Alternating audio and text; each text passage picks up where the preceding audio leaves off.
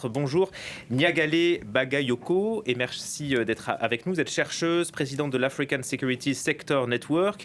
Vous avez notamment écrit Le multilatéralisme sécuritaire africain à l'épreuve de la crise sahélienne. C'est paru en 2019 aux éditions de l'Université Québec-Montréal.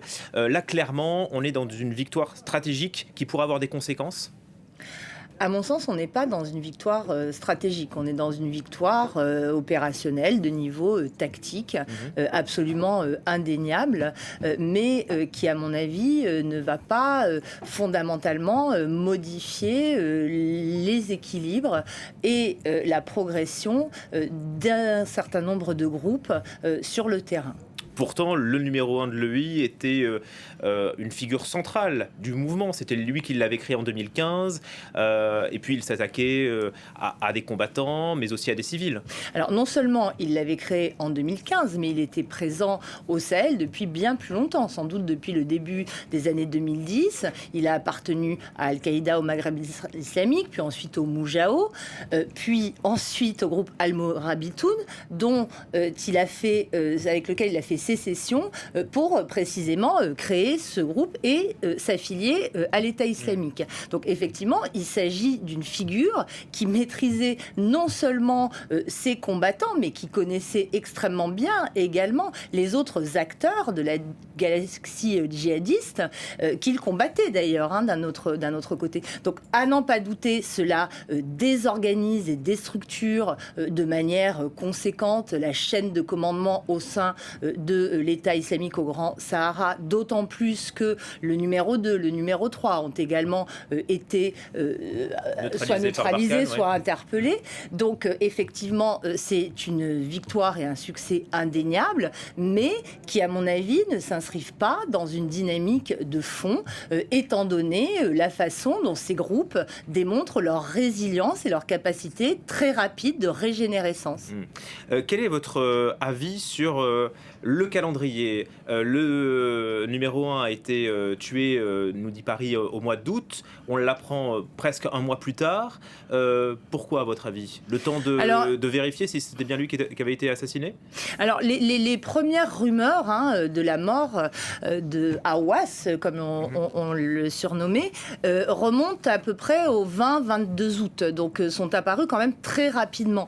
Donc, le délai pour que les autorités françaises s'expriment à ce propos me paraît très long et on peut s'interroger sur la question de savoir si les rumeurs qui entourent aujourd'hui les négociations qui seraient en cours entre les autorités maliennes et la Russie, plus exactement la compagnie mercenaire Wagner, n'accélérerait pas la volonté de la France de démontrer qu'elle est efficace en réalité au Sahel, parce qu'il y a un très grand doute et un très grand scepticisme, y compris dans l'opinion publique malienne. C'est une manière pour la France de reprendre la main au Mali ? Je ne sais pas si c'est une façon de reprendre la main, mais c'est en tout cas une manière d'affirmer qu'elle reste un acteur présent. D'ailleurs, Florence Parly l'a dit de manière extrêmement claire pendant sa conférence de presse. Il ne s'agit absolument pas de renoncer en quoi que ce soit à la lutte antiterroriste au Sahel. Et la déclaration qui a clos sa conférence de presse, où elle dit qu'en effet, on ne peut pas accepter que de nouveaux acteurs viennent perturber le type de dispositif qui a mis en place, est quand même beaucoup plus mesurée, je trouve, que les déclarations qu'on a pu entendre il y a quelques jours, laissant entendre qu'il y avait une ligne rouge qui pourrait automatiquement conduire au retrait français. Même si on sent que la France et le Mali, voilà, c'est pas la confiance qui était présente il y a en 2013. Aujourd'hui, le Mali est conduite par la junte, par les militaires. Le calendrier est plutôt flou. On ne sait pas s'ils rendront et quand ils rendront le pouvoir aux civils.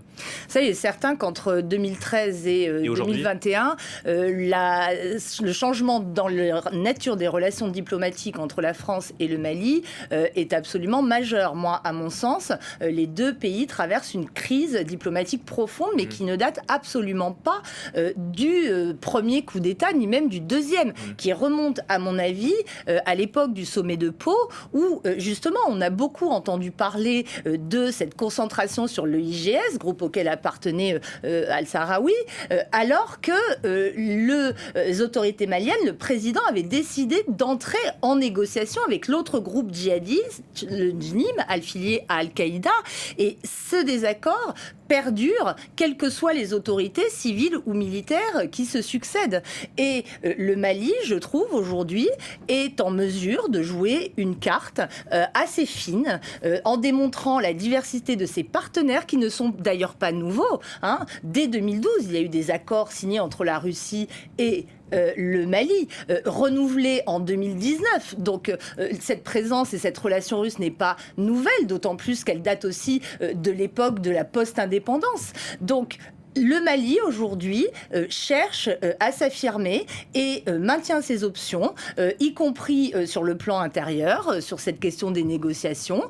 On voit très bien qu'il est également extrêmement ferme sur la nécessité, sans doute, de prolonger la transition, et ça en désaccord avec les autorités françaises. Donc je pense qu'il est très intéressant d'analyser la capacité d'un État comme celui-ci, réputé faible et soumis au partenariat extérieur, à s'affirmer aujourd'hui face à ses alliés traditionnels. Même si cet accord n'est pas encore ni confirmé ni infirmé par les autorités russes. Est-ce que la victoire des talibans en Afghanistan change la donne pour les Français au Sahel ? Est-ce que la leçon que les Américains, ce revers que les Américains ont subi en Afghanistan, est-ce qu'on en fait une leçon pour les Français ? Mais j'ai l'impression que non, malheureusement et étrangement en réalité, parce que on entend de la part des autorités françaises depuis hier notamment, un discours extrêmement volontariste qui affirme la volonté de poursuivre la lutte antiterroriste en modifiant certes le dispositif opérationnel sur le terrain, mais en restant dans la même logique de lutte contre le terrorisme international. Et il me semble que les recettes qui ont été utilisées en Afghanistan, aussi bien par les civils que par les militaires, je pense qu'il est très important de souligner cela, sont aussi utilisées au Sahel, et je crains qu'elles ne soient promises, elles aussi, si ce n'est à un échec aussi retentissant que celui rencontré en Afghanistan, mais au moins à un succès extrêmement limité. Merci beaucoup Niagale Bagayoko pour vos explications, chercheuse et présidente de l'African Security Sector Network.